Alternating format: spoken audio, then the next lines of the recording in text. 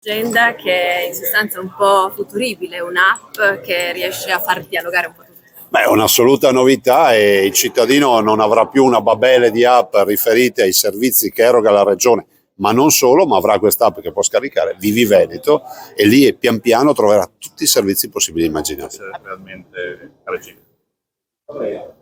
Ma a regime c'è solo la fantasia che ci pone dei limiti, nel senso che i servizi digitali, vedete, stanno quotidianamente implementandosi, quindi quello è un contenitore aperto. Adesso io spero che anche i miei colleghi assessori di giunta comprendano come alcuni dei servizi che loro stanno già dando possano trovare all'interno di questa nuova app un filo diretto con i propri cittadini e una più veloce informazione.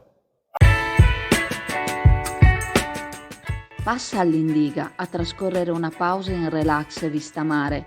All'Indiga troverai dell'ottimo gelato artigianale, gusti tradizionali e novità per deliziare il tuo palato.